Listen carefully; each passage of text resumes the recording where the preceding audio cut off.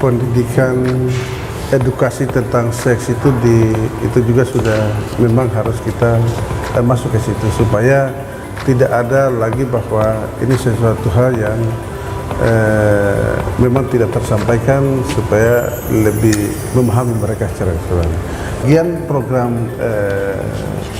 prioritas Giyona Subhan untuk bagaimana menciptakan lapangan kerja dan tidak perlu lagi ada orang dalam tapi mengandalkan keterampilan dan keahlian serta profesi dari setiap masyarakat Kota Kendari yang bisa diakses lewat teknologi yang kita akan adakan insya Allah. Hai hai hai. Masa toh? Apa weh? Mau tahu kah? Sini Mi di Berisik berbincang bersama Telisik. Halo, saya Lulu. Jadi di episode Berisik kali ini saya akan berisik bareng dengan salah satu bakal calon wakil wali kota di kontestasi pilkada mendatang. Mungkin langsung saja kita sapa. Sudah bersama saya hari ini Bapak Haji Subhan. Assalamualaikum warahmatullahi wabarakatuh kepada semua pemirsa di seluruh Kota Kendari dan Sulawesi Tenggara. Mungkin sebelum kita masuk ngobrol-ngobrol terkait dengan visi misi Giyona Subhan, Pak, saya mau memberitahu kepada penonton kami, jadi Bapak Subhan ini merupakan mantan Ketua DPRD Kota Kendari sejak 2019 sampai dengan 2024, betul begitu Pak? Betul. Dan beliau sudah bergabung menjadi anggota DPRD Kota Kendari sejak 2014. Dan saat ini beliau akan mengikuti kontestasi Pilkada 2024 sebagai bakal calon wakil wali kota dari Giyona Nur Alam.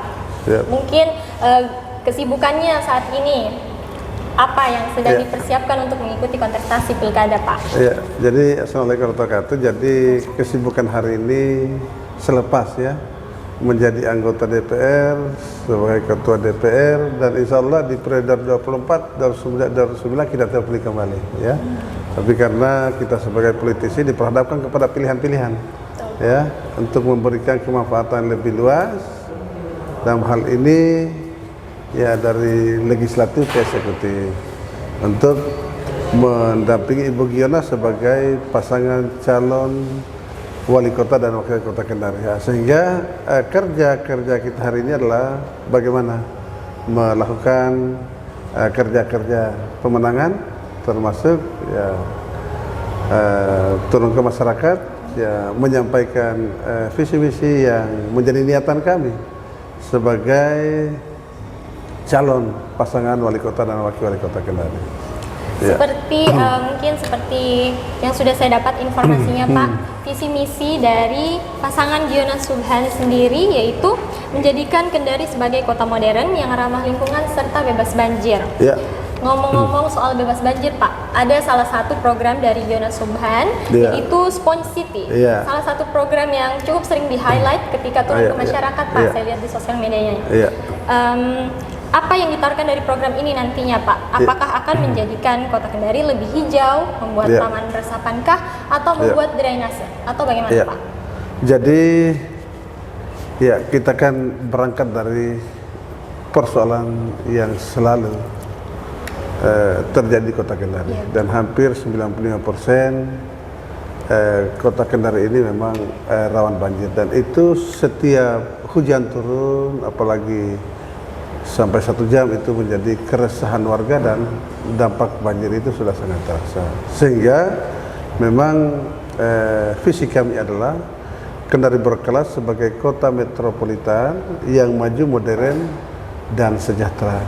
Sehingga dari visi itu kita punya misi 5 satunya bagaimana menjadikan Teluk Kendari wajah depan Kota Kendari dengan waterfront City Teluk Kendari, dan yang kedua Sponge City ini untuk bagaimana mengendalikan curah hujan dengan membangun kolam retensi dan taman-taman hijau yang dimana ini bisa menjadi salah satu solusi pengendali curah hujan yang pada akhirnya ini bisa mengendalikan curah hujan di saat curah hujan tinggi, dan bisa menyimpan air di musim kemarau serta bisa menjadi ruang publik ya yang bisa menjadi tempat aktivitas masyarakat dan bisa menghidupkan UKM-UKM dan insya Allah semua ruang publik atau kolam retensi yang kita buat di 50 titik di Kota Kendari ini itu akan kita siapkan wifi. Nah, sehingga ya saya rasa ini juga merupakan konsep hijau yang dilakukan juga di IKN saat ini. Nah, dan kami berharap ini bisa menjadi solusi dari pengendali banjir dari 13 anak sungai di Kota Kendari. Karena jujur kita juga punya Teluk Kendari yang memang volume daya tampung airnya semakin berkurang karena ini dampak dari sedimentasi yang selama ini, sehingga ini kalau ada kolam retensi di Boulevard itu bisa kita lihat itu kan menjadi pusat kegiatan masyarakat di samping fungsinya bisa mengendalikan 20% curah hujan atau banjir di Kota Kendari, dan akan kita bangun seperti itu, dan ya hitungan kami itu bisa menjadi solusi dari mengendalikan curah hujan dan banjir di Kota Kendari insyaallah ya, termasuk penyediaan drainase vertikal dan biopori ya, dan ini di titik-titik tertentu, dan insyaallah biopori itu akan 100.000 kita bangun ya, dan ini menunjukkan keseriusan kita untuk bagaimana menangani banjir ini, termasuk peremajaan drainase dan di seluruh Kota Kendari ya. Dalam hal ini volume daya tampungnya ini kita perbesar ya, mungkin itu yang kita masuk untuk Spong City sebagai pengendali banjir yang kita lakukan. Perlukah Pak menurut Bapak edukasi terkait masyarakat punya kesadaran pentingnya menjaga lingkungan Pak agar terdampak baiknya dari bisa menghindari banjir? Mungkin sangat klise Pak pertanyaannya, karena kita sama-sama tahu pemerintah sudah sangat sering Pak mengedukasi masyarakat agar menjaga lingkungan. Tapi apakah perlu Pak agar masyarakat lebih aware lagi? Ya, saya kira sangat perlu ya. Karena setiap apa yang dilakukan masyarakat, pemerintah tanpa dukungan masyarakat itu suatu hal yang mustahil. Sehingga kolaborasi, kerjasama dan edukasi ini menjadi suatu hal yang jangan pernah bosan pemerintah ya. Karena karakter masyarakat kita dan tingkat pemahaman yang ini juga yang butuh intensitas yang lebih panjang dan butuh kesabaran ya, sehingga kalau ditanya bahwa perlu edukasi, saya rasa itu sangat penting supaya kita sudah punya konsep pemahaman yang sama, kesadaran yang sama agar bagaimana menjaga lingkungan kita yang hijau, termasuk tugas pemerintah menyelesaikan apa yang menjadi persoalan-persoalan yang ada di Kota Kendari di setiap lingkungan, termasuk persoalan ya menjaga lingkungan ya. Ya, saya kira itu tugas kita semua, bukan hanya tugas pemerintah. Ya. Program yang menarik lagi Pak perhatian saya sendiri sebagai anak muda. Giona Subhan mempunyai misi membangun fasilitas publik untuk meeting, insentif, conference, dan exhibition. Saya tertarik membahas ini Pak. Kita sama-sama tahu Kendari memang belum begitu banyak mempunyai tempat meeting yang bisa digunakan secara umum untuk dengan semua orang Pak. Selain itu Kendari juga belum mempunyai museum-museum modern yang bisa digunakan untuk rekreasi dan juga belajar.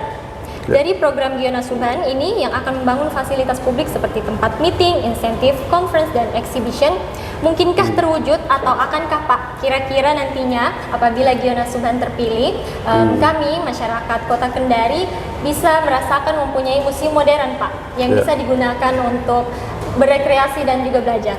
Ya, saya kira itu salah satu dari rencana kami sebagai Kendari berkelas yang adalah visi misi kami, karena memang semua menjadi tugas kita semua untuk bagaimana ya semua yang menjadi harapan dari masyarakat itu juga menjadi tugas kami ke depan, karena ruang-ruang publik itu menjadi penting, apalagi kondisi masyarakat sekarang ini kan ya namanya mereka juga butuh ruang ya, yang cukup. Salah satunya tadi Tempat meeting. ruang terbuka hijau tadi. Itu kan juga semua kita siapkan wifi, yang pada akhirnya itu juga bisa menjadi tempat pilihan untuk beraktivitas berkumpul masyarakat, termasuk generasi muda. Kalau tidak ada paket data atau habis HBR, ke situ saja. Tapi yang kita maksudkan di sini adalah yang berkaitan mungkin dengan kerja bersama dalam hal ini yang berkaitan dengan kepariwisataan, ya. Karena di masa saya, ya kita juga sudah punya perda rencana induk pariwisata Kota Kendari, yang mana ini menjadi ruang yang bisa digunakan atau mendapatkan informasi kepada seluruh masyarakat Kota Kendari tentang Kota Kendari, pariwisatanya, baik religi ataupun juga hal yang lain, sehingga informasi tentang Kota Kendari itu mudah diakses dan mudah didapatkan, termasuk ruang-ruang yang dibutuhkan untuk sarana-sarana publik. Saya rasa dengan Water from City Teluk Kendari itu menjadi salah satu program ya, yang pada akhirnya ini membuka akses yang selama ini Teluk itu tidak termanfaatkan secara maksimal, tapi dengan menjadikan Teluk Kendari sebagai wajah depan Kota Kendari dan membuka apalagi akses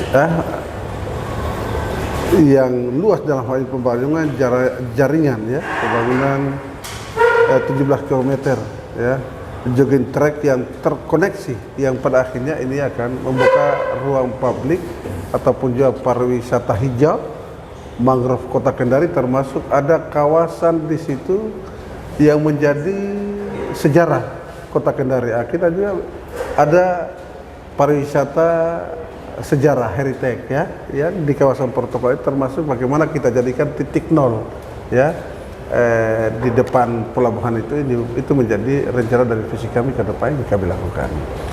Selanjutnya ya kan ini yang namanya meeting, intention dan conference dan sebagainya. Saya rasa ini menjadi tugas kita bersama dan tugas pemerintah untuk memberikan penghargaan yang sewajarnya, yang tentu dengan kerja dan apa yang sudah dilakukan.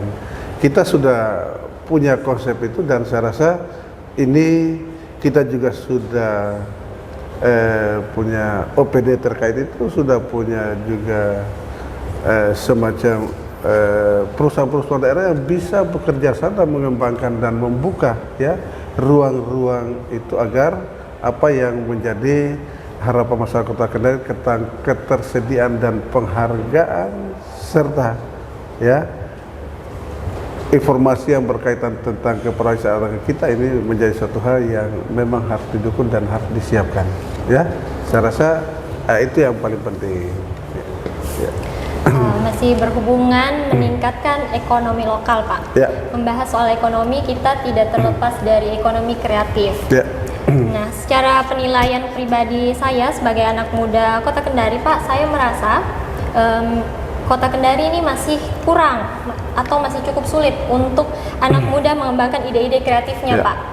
Anak muda kreatif Kota Kendari memang banyak, tapi kita belum gitu banyak ruang untuk mengembangkan ide-ide kreatif kita untuk berkarir di industri kreatif, Pak, di Kota Kendari.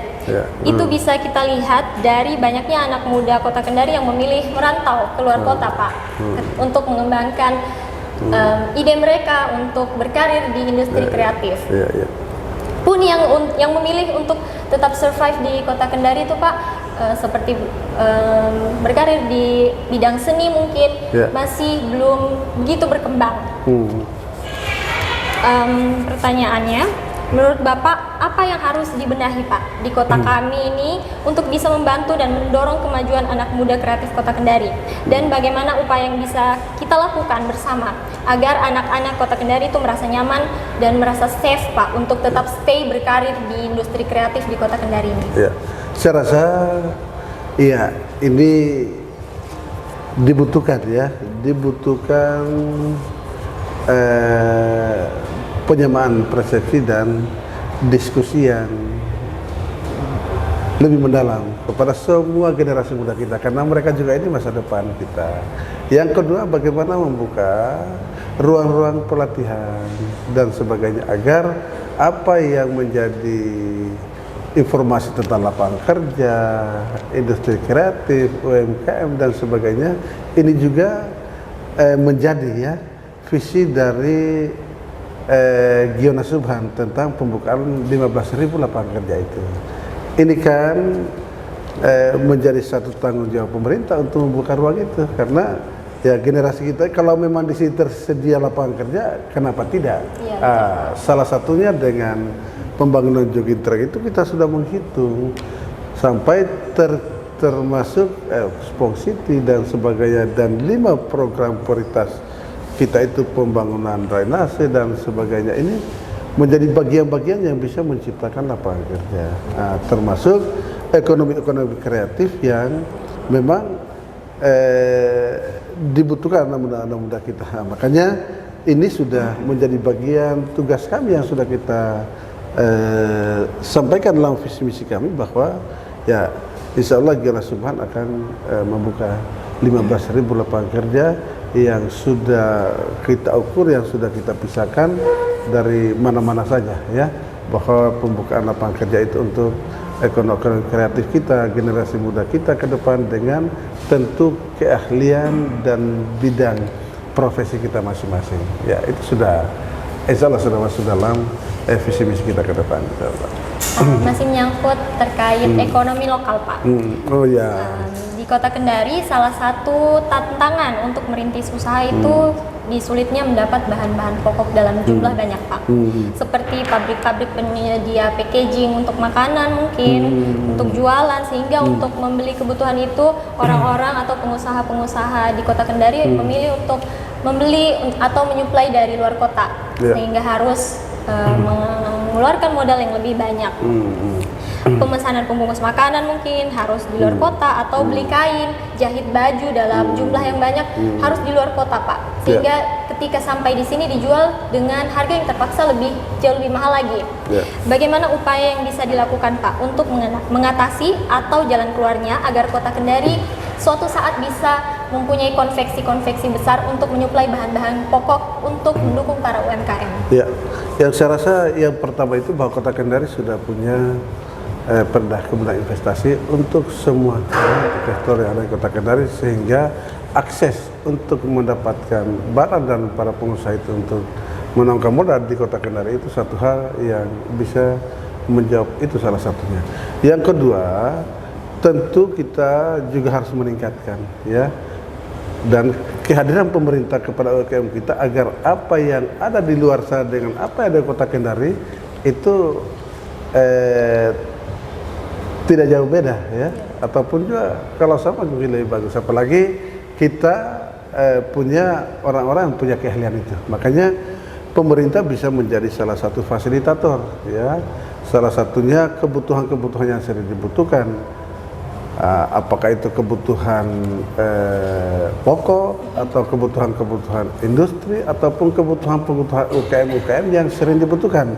Makanya ini menjadi tugas pemerintah dan insya Allah Giyona Subhan untuk mengidentifikasi ini, agar apa yang menjadi kebutuhan yang memang sangat dibutuhkan masyarakat kita itu menjadi tujuan kami untuk proses pengadaan dan kerjasama dengan pihak-pihak. Termasuk di sini kita bisa manfaatkan OPD yang ada, termasuk Perumda ada Kota Kendari untuk mengambil bagian itu. Salah satunya ya, di samping untuk memastikan sudah tidak terjadi lonjakan harga, juga memastikan bahwa ketersediaan barangnya, termasuk bagaimana membantu permodalan dan peralatan dari para UKM kita dan masyarakat yang punya profesi yang pada akhirnya ini membutuhkan kehadiran pemerintah. Saya rasa kita punya konsep itu ke depan. Termasuk ya memang kita punya apalagi pelabuhan ya, pelabuhan juga ini saya rasa ini menjadi menguntungkan kita, dengan tingkat pelayanan yang sangat cepat, sehingga kebutuhan barang atau kebutuhan masyarakat yang memang sering dibutuhkan itu, ini sudah dari menjadi anggota DPR itu sebagai ketua komisi 2 kita sering memastikan, melihat ya tentang kebutuhannya yang paling dibutuhkan masyarakat dan bagaimana memastikan itu selalu ada supaya tidak mengganggu perputaran dan usaha dari masyarakat kita yang ada di Kota Kendari. Seperti yang tadi Bapak sempat singgung Pak terkait public space atau ruang hijau terbuka. Apakah kurangnya public space di Kota Kendari ini ada hubungannya Pak karena tata kota yang masih kurang baik sehingga banyak bangunan-bangunan yang tidak strategis dan yang sebabkan ruang publik kita itu masih kurang nyaman? Ya, saya rasa sebenarnya kita ini sudah punya rencana tata ruang ya RTRW yang sekarang ini lagi juga kita revisi, dan ini melihat perkembangan kota ke depan ini yang begitu cepat dan ruang-ruang publik yang memang terkadang tidak termanfaatkan dengan bagus, tidak tertata dengan bagus, yang pada akhirnya ini tidak melahirkan suasana yang nyaman begitu, sehingga ya memang tugas kami dengan dengan visi yang sudah kita susun bersama Ibu Yana, memang kita akan membangun ya ruang-ruang publik dan taman-taman hijau di Kota Kendari yang pada akhirnya ini bisa menjadi ruang publik yang bisa digunakan masyarakat dan itu bisa menumbuhkan ya pertumbuhan ekonomi dan bisa dimanfaatkan oleh semua kalangan, termasuk aktivitas-aktivitas, termasuk bagaimana menciptakan estetika keindahan ya, ruang yang tertata rapi dan tidak ada lagi ya ruang publik yang terbengkalai dan tidak terawat, yang pada akhirnya ini menciptakan suasana yang tidak kondusif di pandangan mata dan bisa kelihatan seperti semrawut begitu. Itu menjadi kami salah satunya menata semua ruang publik yang dimiliki pemerintah kota ataupun juga bagian yang perlu kita kembangkan ke depan untuk menjadikan kota ini sebagai kota berkelas ya, bukan hanya jalannya tapi ruang-ruang publik yang bisa menjadi ruang-ruang bisa dimanfaatkan digunakan masyarakat, termasuk ya bagaimana bekerja sama dengan BUMN untuk memberikan tanggung jawab itu kepada mereka dengan dana CSR di setiap BUMN yang ada di Kota Kendari. Selain itu Pak, membahas terkait tempat wisata di Kota Kendari, memang bisa dibilang banyak tempat wisata alam seperti pantai. Tapi saya ingin membacakan salah satu komen dari netizen di Instagram Giona Subhan Pak, terkait postingan di gagasan Giona Subhan. Salah satu netizen ada yang bilang begini Pak, kebun binatang dong, di Kendari belum ada wisata itu. Mungkinkah Pak Kendari punya kebun binatang, atau strategiskah Kota Kendari ini dibangunkan kebun binatang? Seperti yang kita tahu bahwa membangun kebun binatang tidak mudah Pak, harus urus perizinan, cari tempat lokasi yang strategis. Tapi Pak, apakah mungkin atau adakah potensi Kendari punya kebun binatang? Ya, memang kita punya kebun raya ya, tapi itu menjadi tempat edukasi dan penelitian. Makanya pada saat pembahasan di DPR kemarin banyak masukan juga dari teman-teman DPR ya, untuk bagaimana itu dibuka jaringan ya internet agar itu bisa mudah diakses dan memudahkan dan menyamankan para pengunjung, termasuk salah satunya menyediakan ya, satu spek untuk binatang-binatang yang bisa menarik untuk masyarakat. Saya rasa ini hal yang sangat bisa dilakukan sebenarnya. Hanya persoalan perizinan tentang binatang ini ya, ini butuh pengkajian dan kerjasama dari beberapa pihak. Kita punya luasan lahan di sana yang sangat cukup saya rasa. Tapi di sisi lain kalau memang juga bahwa kebun binatang itu menjadi suatu hal yang menjadi salah satu pilihan dari masyarakat kita untuk ya setiap hari Minggu atau untuk pariwisata, saya rasa ya ini menjadi tantangan dan saya rasa itu juga menjadi suatu hal yang sangat mungkin dilakukan. Apalagi kemarin ada yang punya buaya ya, yang dipelihara oleh masyarakat, dan itu sangat mungkin untuk kita kerjasamakan. Tapi disiapkan dulu tempatnya dan ya bagaimana mekanisme perizinan dari sebuah kebun binatang yang harus kita lakukan. Saya rasa ini sama mungkin, apalagi kita juga ini sebagai salah satu provinsi dengan spesifikasi hewan anoa yang memang sudah sangat langka. Ya, mudah-mudahan kalau memang juga itu menjadi sesuatu yang harus ada, ini akan menjadi tangan kami juga ke depan, karena kita kota ini tidak semuanya harus ke mall, tapi butuh wisata lain yang menjadi pilihan masyarakat di samping pantai dan tempat-tempat yang lain. Saya rasa ini menjadi catatan tebal buat kami Gionasuban, insya Allah. Salah satu visi misi dari Gionasuban juga Pak, ada program meningkatkan pendidikan melalui memperbaiki fasilitas sekolah. Tapi Pak, saya tidak ingin membahas terkait fasilitas. Ada pembahasan yang menurut saya akhir-akhir ini lagi marak terjadi, seperti pembulian dan pelecehan seksual di lingkungan sekolah Pak. Seperti yang sering kita lihat dan dengar di media sosial, di berita-berita dari Telisik juga sendiri Pak, semakin banyak pembulian yang terjadi antar pelajar, bahkan ada yang meregangkan nyawa. Pelecehan seksual juga Pak semakin sering terjadi.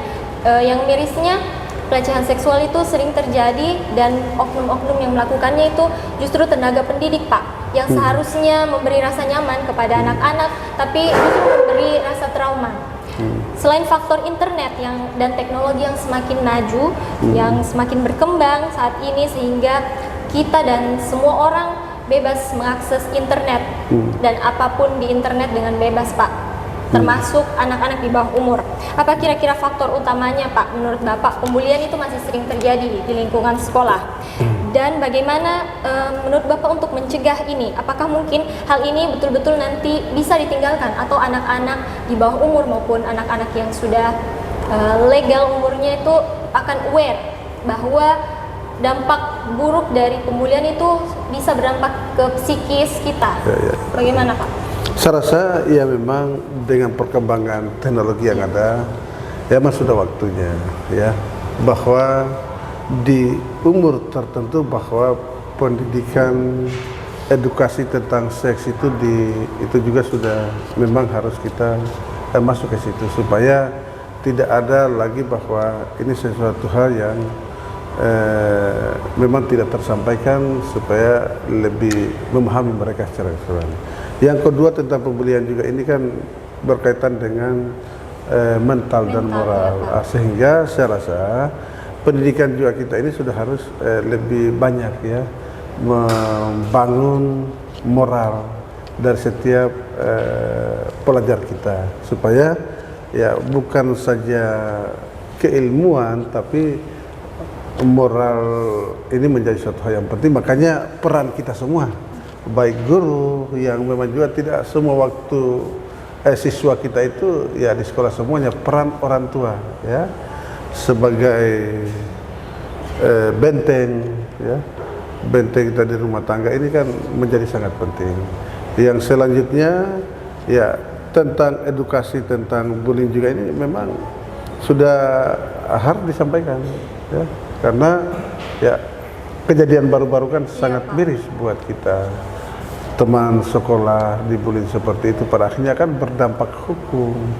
Nah, sehingga sebenarnya ya, apalagi kan kalau dulu masih ada kita pendidikan moral Pancasila, dan itu sangat mengedukasi dan sangat membantu kita semua, sehingga ya pendidikan keagamaan, pendidikan lokal dan sebagainya, saya rasa ini menjadi salah satu solusi agar mereka juga bisa saling menghargai ya, termasuk bagaimana membangun komunikasi antar mereka, tentu dengan kontrol ya para guru-guru kita yang memang sudah harus dibekali dan sering dilakukan pelatihan tentang bagaimana ya pembangunan moral dan mental anak didik kita itu menjadi suatu hal penting.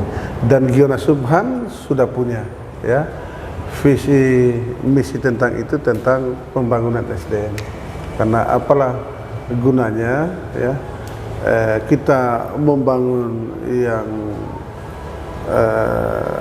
infrastruktur yang besar kalau SDM kita ini tidak terbangun dengan bagus. Sementara ini menjadi fondasi dan masa depan kota ini terhadap pembangunan SDM dan generasi muda kita. Makanya insya Allah Giyona Subhan sudah menyiapkan ya berupa beasiswa untuk masyarakat kita yang berprestasi mulai dari SMP sampai S3 insya Allah. Ini menjadi komitmen kami untuk membangun dan meningkatkan SDM dari masyarakat kita di Kota Kendari insya Allah. Ini Pak, program Giyona Subhan selanjutnya saya baca ada transportasi publik, Ya. membangun transportasi publik yang efisien, ramah lingkungan untuk mengurangi kemacetan dan polusi. Apa yang ditawarkan dari program ini Pak? Apakah Giyona Subhan akan menghadirkan transportasi publik dalam penampilan yang baru, transportasi yang bisa mengurangi polusi udara, atau transportasi yang bagaimana? Dan apakah nanti transportasi ini bisa dirasakan atau dinikmati oleh masyarakat dengan gratis atau bagaimana? Ya, saya rasa ini menjadi salah satu program Giyona Subhan tentang transportasi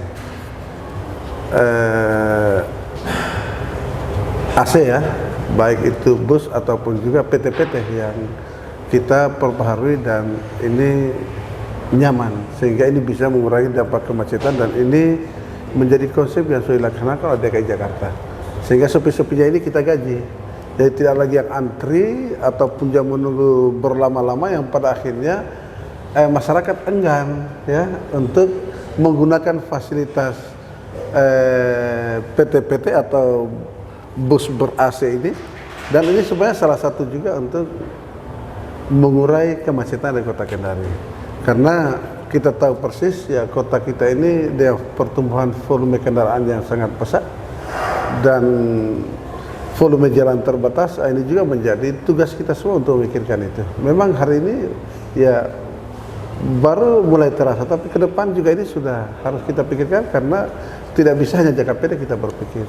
Makanya apa yang konsep dilakukan yang baik, saya rasa ini juga menjadi bagian solusi supaya masyarakat kita yang sudah mengambil pilihan juga untuk berusaha di bidang transportasi, dan kita punya bus ya, bus pariwisata dari Kota Kendari, bus Translo dari Kota Kendari, ini juga bisa termanfaatkan dan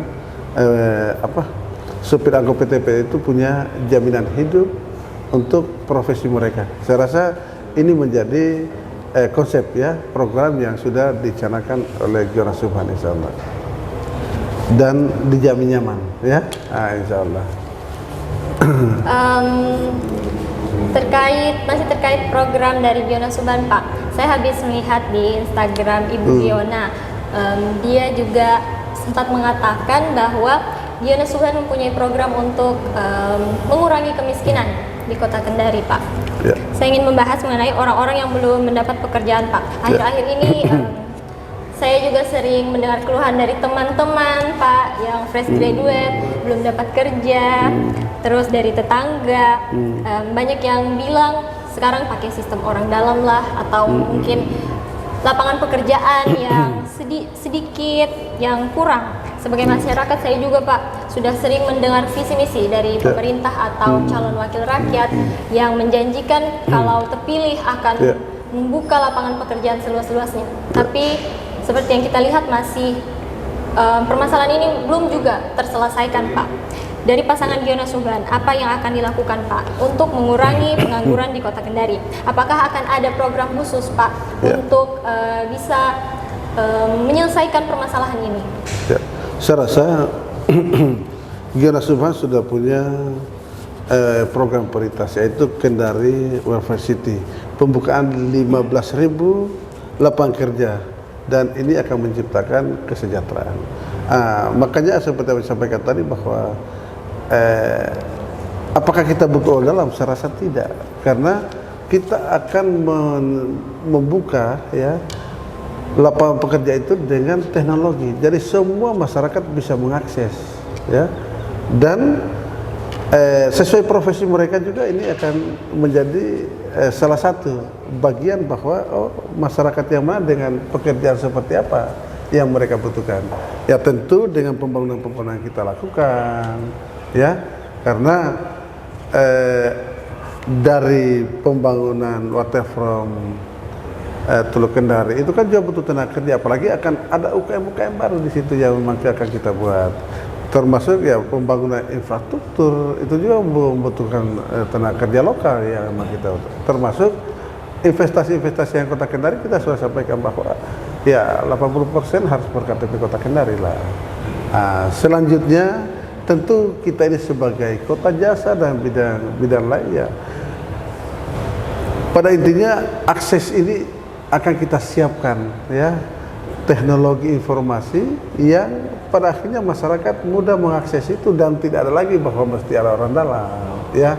Contoh kemarin KTP, kalau belum ada teknologi informasi, ya, jari kendari seperti jari kendari itu kan masyarakat dulu 1 hari datang atau 2 hari antri untuk buat KTP. Sekarang ini sudah bisa mendaftar lewat lain yang pada akhirnya mereka datang cukup, ya, 10 sampai 15 jam sudah selesai. Jadi mereka juga bisa mengerjakan pekerjaan lain dan itu menjadi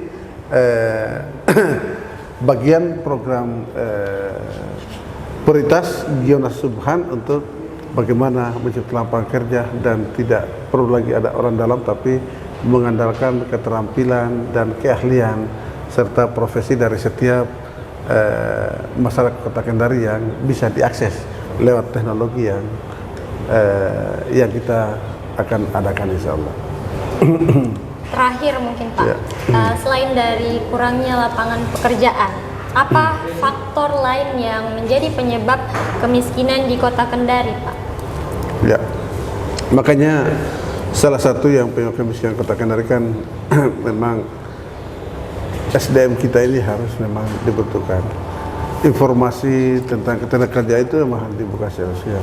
Tugas pemerintah juga untuk menyiapkan lapangan kerja itu menjadi salah satu, ya, yang memang bisa mengurangi dampak kemiskinan kita Kendari. Apalagi kita juga masih di bawah indeks rata-rata nasional, ya. Sehingga memang ini menjadi tugas kita pemerintah untuk, ya, saatnya menyiapkan lapangan kerjaan tadi, termasuk bagaimana meningkatkan SDM, termasuk melakukan pelatihan dan meningkatkan keterampilan masyarakat, termasuk sarana-sarana yang dibutuhkan oleh masyarakat kita dengan profesi yang mereka miliki.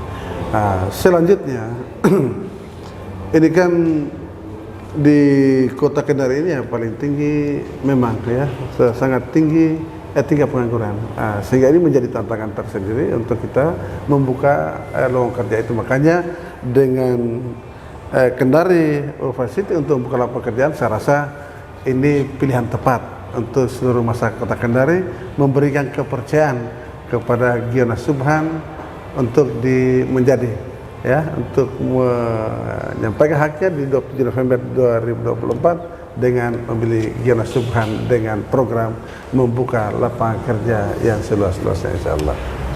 Terima kasih banyak Pak untuk waktunya di Siap. tengah kesibukan mempersiapkan kontestasi. Sudah tugas kita, ya. Masih mau menyempatkan waktu untuk ngobrol-ngobrol bersama kami Pak. Ya. Semoga dilancarkan Amin. untuk mengikuti Mohon kontestasinya. doanya, ya. Iya Pak. Terima kasih sudah mau ngobrol bersama kami di Telisik. Semoga apabila terpilih dan mendapat amanah Pak untuk menjadi wakil rakyat, masih ada waktu untuk ngobrol-ngobrol bersama kami dan mendengarkan semua keluh kesah masyarakat. Iya, oke. Terima kasih sudah ngobrol-ngobrol bersama kami di Berisik, berbincang bersama Telisik.